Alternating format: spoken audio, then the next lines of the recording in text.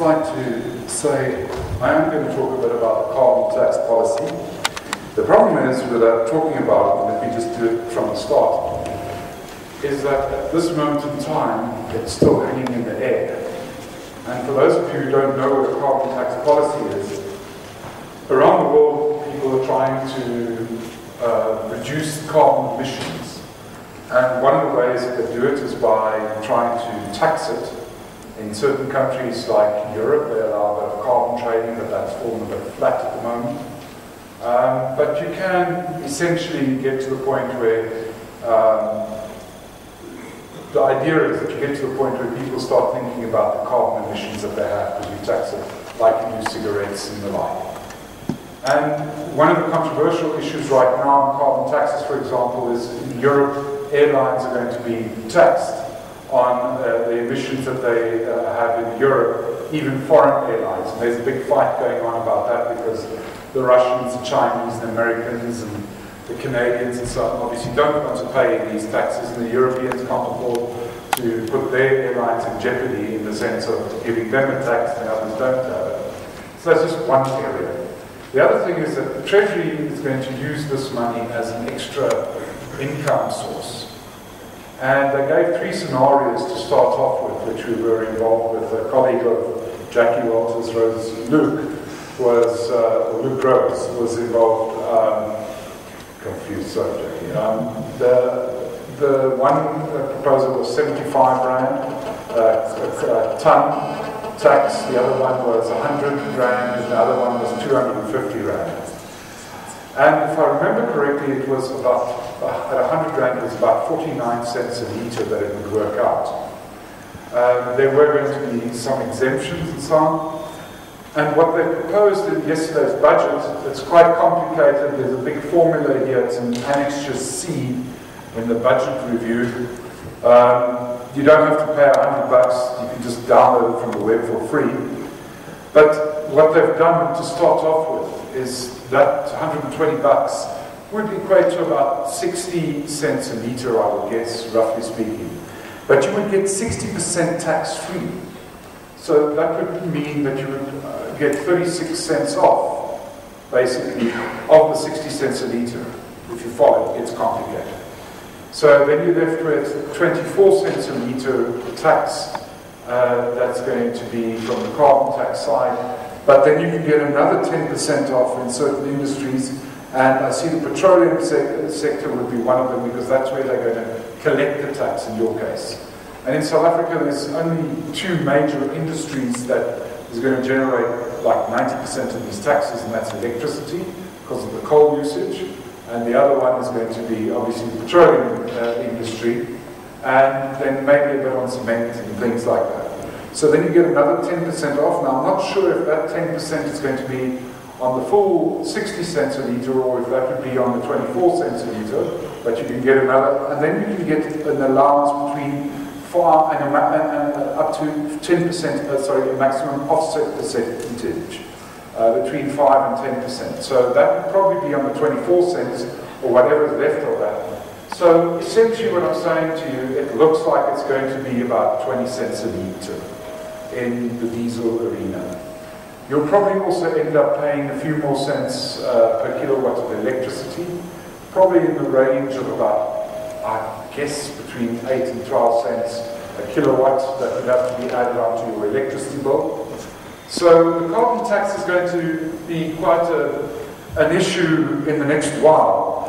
But the problem why I can't talk much about it is that these are only proposals that they put forward, and there's a draft green paper, or another draft, sorry, coming at the end of April, if I remember, that they announced yesterday. The other thing is that this 60% tax-free that I was talking about will be reduced over time. By 2019, 2020, that will be reduced. So you will end up paying more. So every year, so there's a 10% deduction or whatever. But there was also talk at National Treasury, where I was at that stage, which basically said, yes, we're looking at 2014, but it may also be 2015 or 2016 before we get around to publishing the legislation and that type of stuff. So perhaps the best way for me to say this is, in future, you're going to be paying a carbon tax. It's going to be a new word, all right, a new tax. You'll all pay it. You won't get off because you're a bus industry or anything. They're going to not give you off because they're going to have to then put in special bumps for buses or whatever. Again, they're not going to want to do that. Maybe I'll try to argue that, but the fact of the matter is that it's going to start sometime in the future, 2 to 4 years from now. It's going to come in at roughly around, say, about 20 cents. You're also going to be able to get off of the original amount as a firm or whatever the case may be. So you might be exempt from the first 5,000 Rand or whatever that you have to pay, so on. So it's still a very complex and new tax for us, but the way that it will be implemented will be very old style. And it will just add to the current fuel taxes that you have. Because they're going to tax us at source, it makes the collecting a lot easier, and that's where we're going to be. All right, you followed all those complicated things? Okay, neither have I. Okay, the point that I want to make is just that you're probably going to be looking at paying another 20 cents in taxes on your fuel, apart from a normal fuel tax hike, in about 2 years' time. And that's maybe the long and the short of it. I'm going to give you a little bit of a budget overview, a worldwide overview. I'll get back to fuel taxes and carbon taxes, what they've said in the actual budget. But for me to go out and lay out the whole policy and everything, one cannot do that if that policy is still in draft form and still has to be published as a second draft form. And I think that's where we are. And it's very new worldwide, but it is coming. And we might succeed in delaying it for a year or two from a talking point of view, because we need to talk these things through, but that's where we are, roughly speaking. So, this is where we are worldwide. We're seeing a slowdown in the world economy.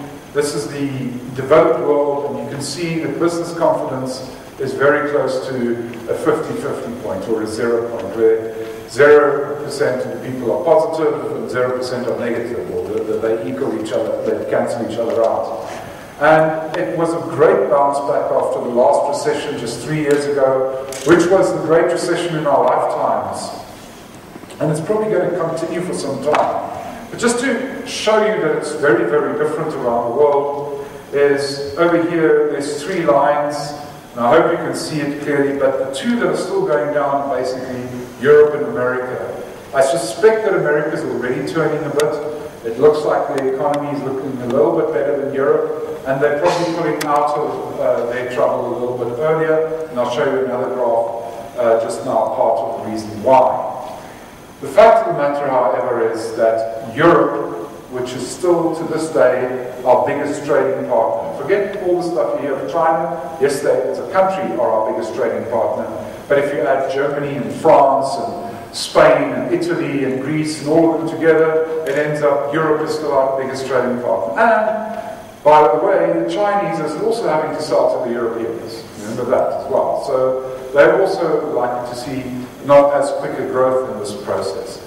So that's where the world's problems are sitting now. There's also a bit of problems in Japan that you can't see in this graph because it's a big Asian divide. It includes China and South Korea and Japan. But Japan in itself, which is quite a big economy, is also struggling to get to a proper positive growth. But it probably will have positive growth, but for technical reasons. Last year, remember, they had a tsunami that wiped out a bit of a nuclear power station. They had to close off large parts of the economy, and this year there'll be a bit of a bounce back from that, but it's not in a strong position either. But nonetheless, the growth and the area of growth, geographically speaking, is coming more and more from Asia.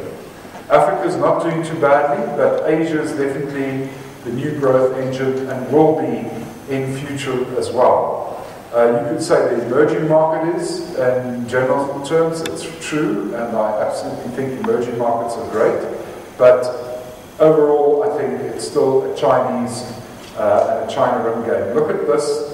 This is China, developing Asia, which includes China, Vietnam, and India. You can see India's growth rate at around 8%. In fact, some of these forecasts may have to be adjusted downwards of both India and China because of the slowdown.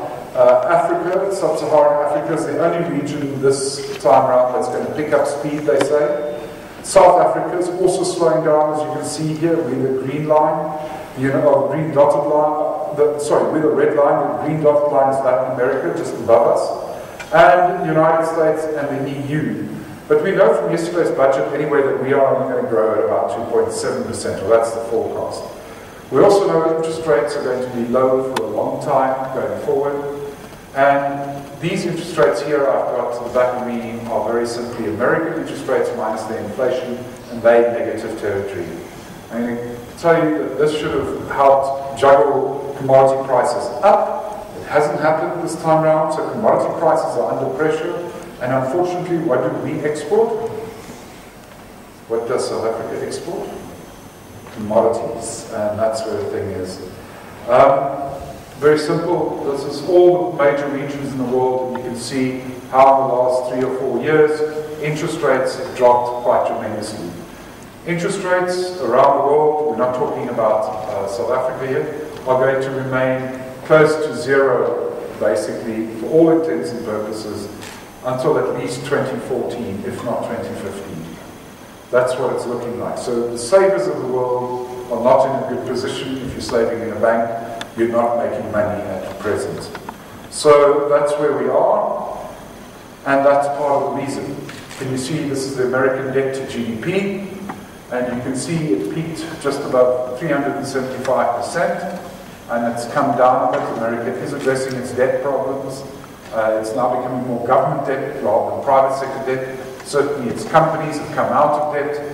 And under those circumstances, what you see is a much healthier balance sheet, especially for American consumers, and more especially for American companies. Government, not so much so, but it's taken over a lot of that debt. I think what we've also got to look at here is how the Europeans have done. This little pink line, yellow line that you see there, that's where they also had their recession. And you can see that they really increased their debt burden in that time period. And in Europe, it's now mainly coming from the government side. And this is a debt on securities. In other words, it excludes bank debt that consumers would have in credit cards and home loans from banks. It's difficult getting a whole European picture. But you can see that the total European debt burden has increased tremendously, and just from the securities angle, it's now at around 210% of their value. So what I'm saying to you, Michael, I can just tell you, it's not just the Greeks. Okay, so in America, in a manner of speaking, the European welfare state is under tremendous pressure. We're seeing very, very big reductions in salaries. Can I just tell you, and this is the honest truth, I'm just using a 10 to 1 euro thing, but put things into perspective for you. In Greece, the average minimum salary was about 660 euros, 6,600 rand, 3 years or so ago. Michael, I'm more or less correct. And then on the first austerity measure, they reduced that to 600 euros or 6,000 rand. Keep in mind that these guys have a higher cost of living than we do, okay? And they've just reduced it to 400 euros or 4,000 rand as a minimum salary. To put that into perspective, that's like earning, what, 800 rand in South Africa? 1,200 rand as a minimum salary? Do you understand what I'm trying to get at? The fact of the matter is, you know, if you want to, we could organize bus drivers from Bangladesh for you. Very nice people, they don't even eat much. Okay? They come in at $45, I put my $5 onto them, and that's their monthly charge. You want a bus driver for 500 rand? Huh? Just buy him a couple of bottles of Coke and he stays awake for a whole 3 months. See, so what happens in the world today is very simply that if you hide behind that big welfare state that Europe did and that many other countries around the world are, it's starting to tell because you can bring in things cheaper. Right? We think the Americans make an iPad, all you have to say, no, the Chinese made the iPad. Oil prices for our industry, you guys here, unfortunately, I'm going to be very bad at predicting them in the next while, but they are going to be higher than usual.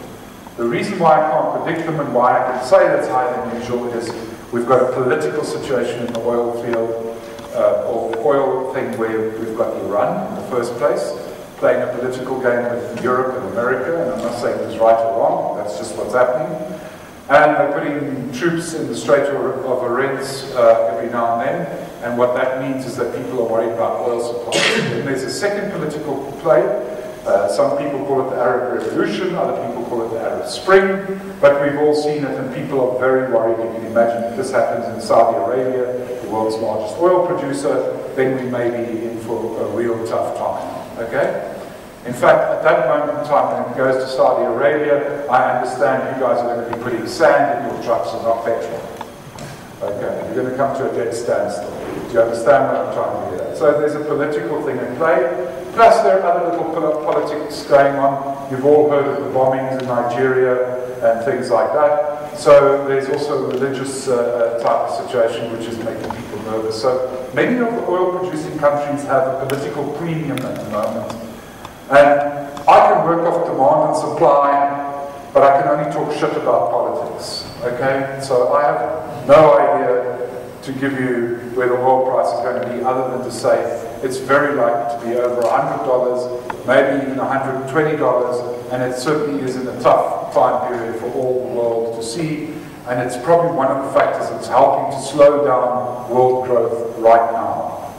And the longer the price stays over that $100 mark, the longer, the more difficult it's going to be to see worldwide growth. I think you'll all agree with me. I'm going to talk a bit about the small South African economy, but we've now found out it's not that small, or our money is maybe valued a bit less. But we now have a 3.3 trillion rand economy. Do you realize that? So it's quite a big economy.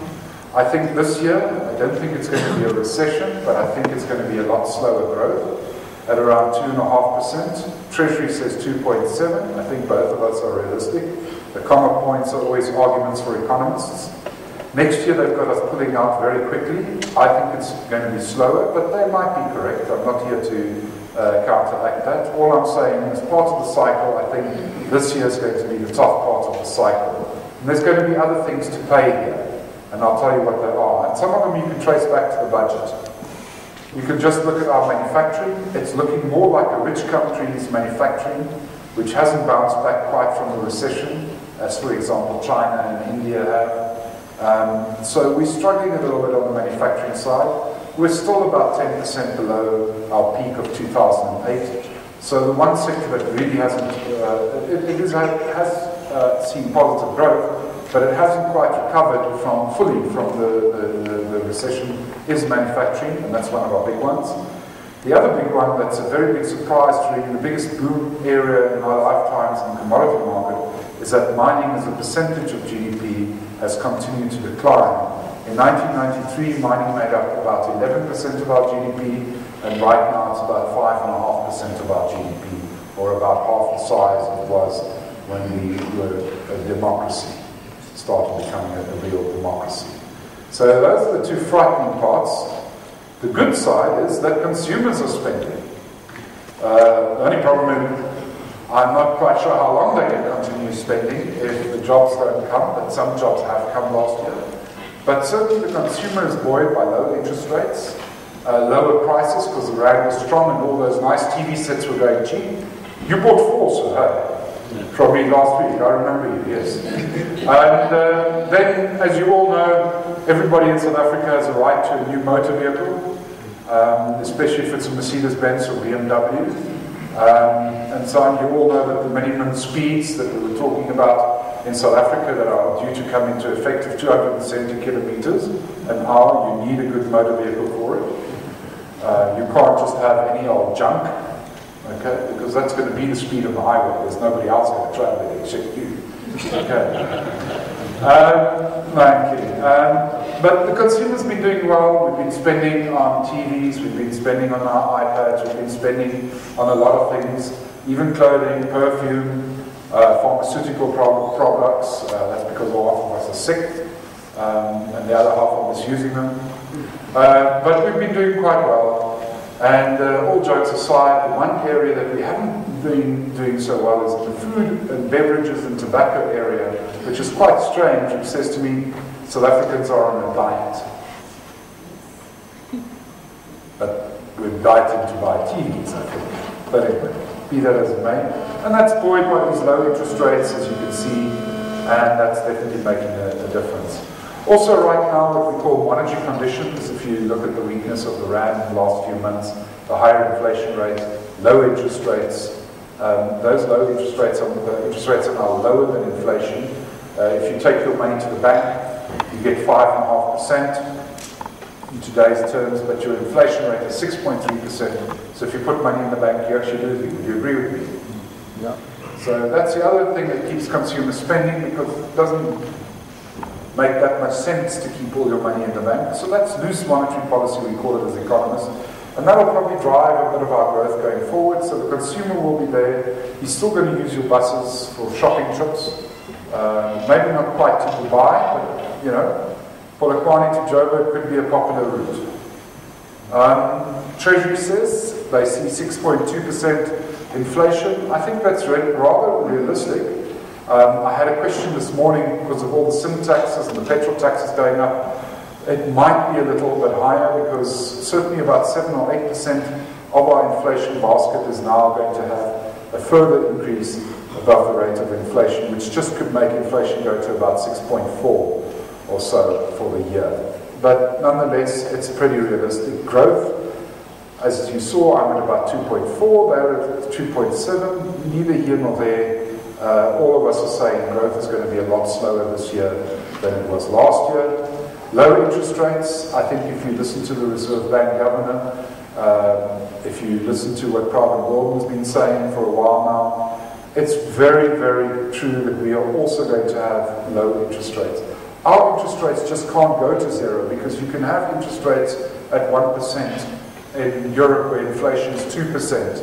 It's very difficult having inflation rates, though, of interest rates of 1% when your inflation is going to be 6%. People will not put any money in the bank then, and then you'd have a whole problem. We're fighting a battle against a slowdown recession. We're likely to win it. That's what I'm saying to you. The good news is we're going to win it, but there is going to be a price to pay. Savers are not going to get the money they think they're going to get, even if it's on the JSE or whatever the case may be, the returns, with other words. And at the other end of the scale, we're going to sit with a bit higher debt in South Africa, which I'll show you just now. That's just the real prime rate, let's leave that. Our producer price index, let's leave that. The one other aspect is our total credit growth is very slow at the moment. So a lot of the spending is perhaps being financed by our older savings. So what people are doing is they're tipping their money into the bank account where they're not getting that interest anymore. And they're saying, the money I had in the bank, I'll use to buy the TV with. We're not selling houses yet. We're certainly selling cars. We're certainly selling, seeing a pickup in bedrooms, fridges, all that type of stuff. But we're not seeing the credit boom. And even in the home market, where house prices, house sales are up 10 or 15% from a very low period, we're not seeing the same with the mortgage rates, which says to you that a lot of people are putting in bigger deposits and taking this opportunity of low interest rates to use some of their savings to do, let's call it an alternative investment into a home. Just going to say we've got a very small tax base. In the latest budget thing, one other record we've broken is we now have 16 million people on welfare.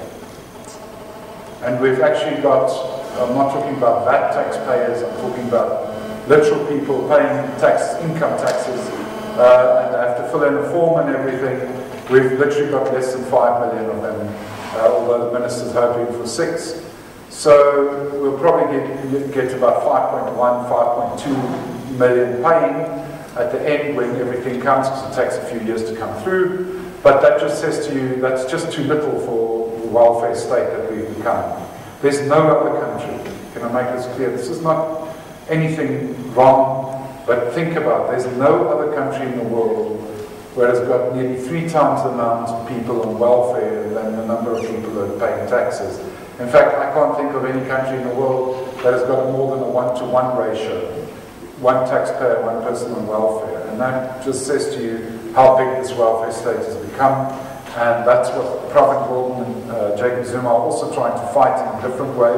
The numbers will still go up, but the people are not going to receive the sort of same increases on the welfare side that they received before. What happened in the last 4 years to keep the economy going? We increased our debt to GDP ourselves from about 23% to about 38% for this year. That's what's going to come in at the end of this financial year. And that's about 15 percentage points of GDP. Our debt guarantees rose as did salaries, I'll show you now. So we've got a loose fiscal policy. We throw everything but the kitchen sink at this recession at the moment. And that's to counteract everything. So you guys that get money from government in one form or another are quite lucky. They haven't been looking where to cut at the moment. That will come in the future. Carbon taxes, as I said, I just made a summary here. The draft policy paper will be published for comment in 2012, they say here, but he didn't say in the speech at the end of April this year. So in about 2 months' time, we'll have a draft policy. So at this moment in time, I don't think it's appropriate for me to speak much about it. We do know we've done some homework before on the first suggestions that they had. Your fuel increases, I just included that at 20 cents a litre, the RFA levy 8 cents a litre up, and that's with effect from 4 April. I'd like to stay with 2 things because I think there's a bigger theme here, and then I'll finish very quickly after that. The first thing is, I don't know who of you know, but I want nationalised. I want all of us nationalised. Right? Viva, yes. Let's be nationalised. Why not? Right? Because the average employee salary in the state is now 40% higher than in the private sector. So it would pay me to be nationalised. Okay? So this is the situation that we have. According to the quarterly employment survey of Statistics South Africa, the average person in the private sector earns about 11,000, I'm just rounding the numbers off, 11,000 rand a month. The average in the economy is about 13,500 rand a month, and the average that the government employee gets is 17,000 rand a month. Where would you want to work? Government, okay. Now you've got a bus company. If you can sell the bus company to the government, you can make a lot of money. And then you can get paid more, your drivers can get paid more, we can go bankrupt quicker. Be great, don't you think? So this is what I recommend. You ask that they nationalise the leading height of the economy in South Africa, the bus industry immediately. That way you'll all get a salary increase. Guaranteed. Private Gordon won't like it, but think about it. Wat jy so stil?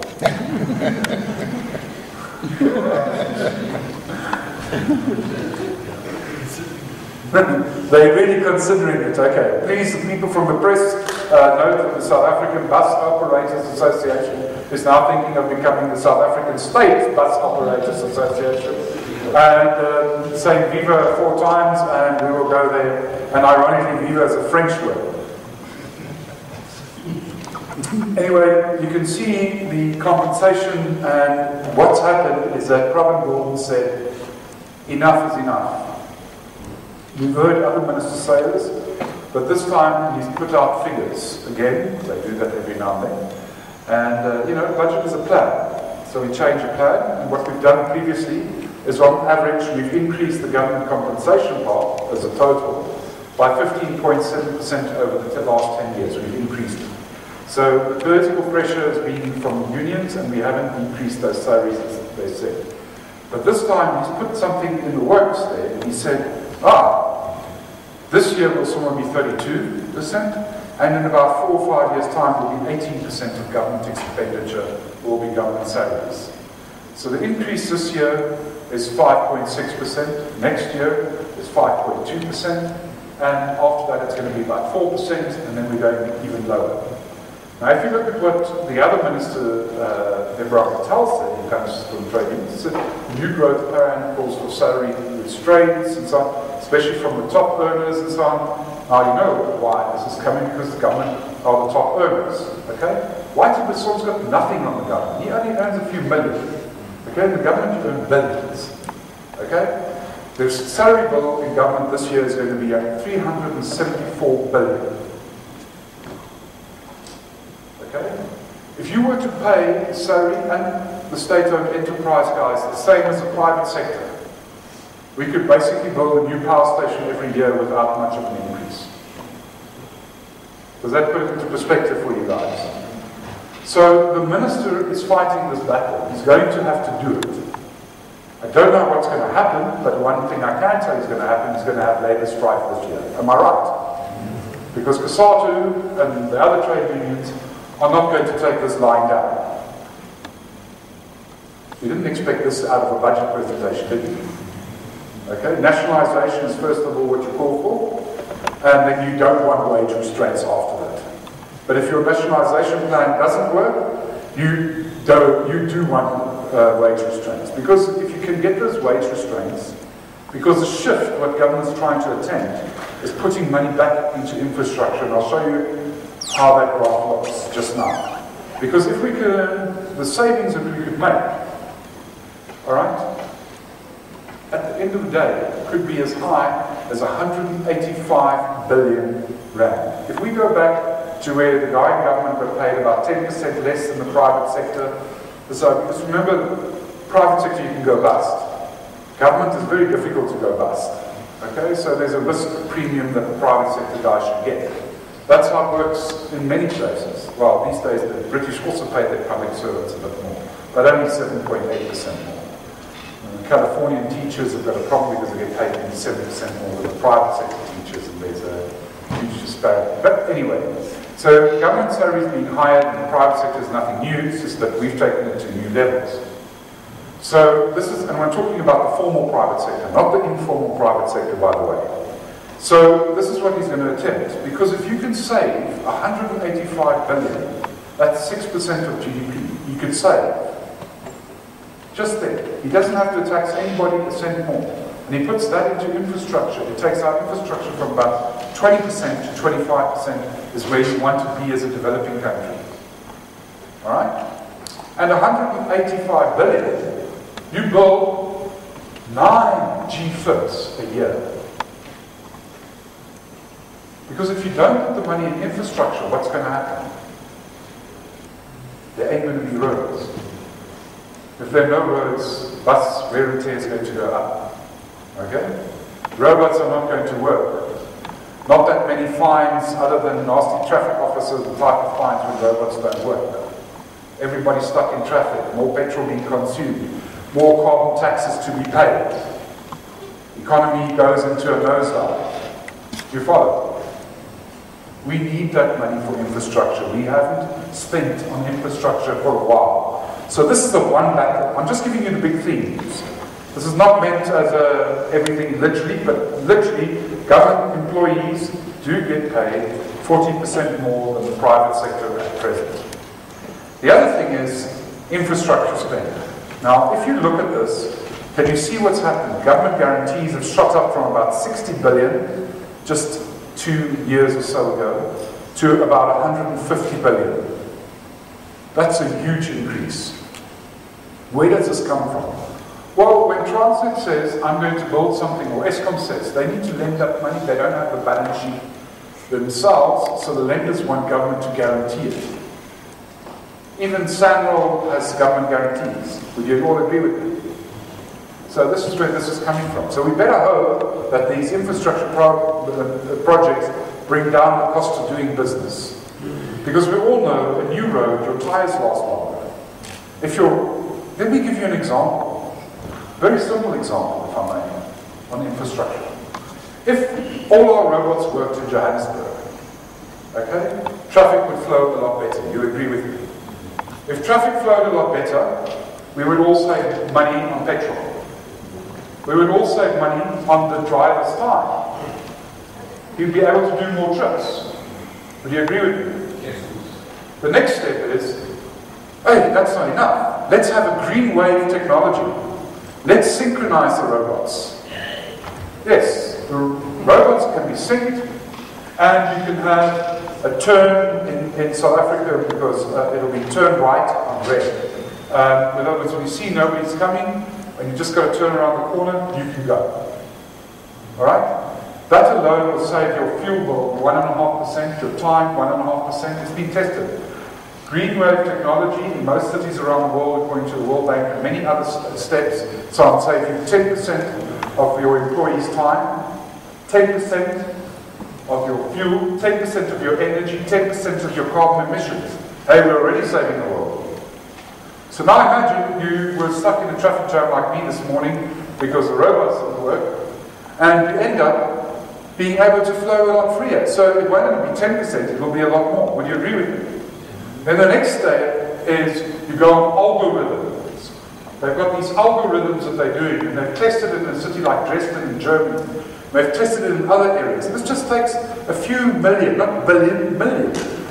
Okay? It's not a train smash. And they do this, and they coordinate everything. The pedestrians, the cars, the trucks, the buses, the trains. And they get big savings again on top of that. So now you have your pedestrians arriving at their destination 9% earlier. Your buses 9% earlier. Your cars 4 to 5% earlier. Your trains and your trams through a city doing another 15% more trips. Can you see how this all adds up? Alright? Then you add your other rules and regulations of the road. For example, a taxi just stops in front of you, you have a big bus, you have the right to drive over. End of story. Preferably at 270 kilometers an hour, so he's killed instantly. Okay? Kidding aside, but that stopping of that person is affecting other traffic. And you know this thing is keep left, pass right, and all those type of things. All those things get implemented, other than speed, but there's a variable speed. So in a city even, you could reach 100 kilometers an hour if it's going to help you cross a few more robots, and it's regarded as a safe area, say something like an M1 highway, okay, with a few robots in it or whatever, on Dacker's Road or whatever the case may be. So those are the type of things that they do, and they save even more time and money. And can you imagine this? Okay? You save up to 50% of a person's time. Yes.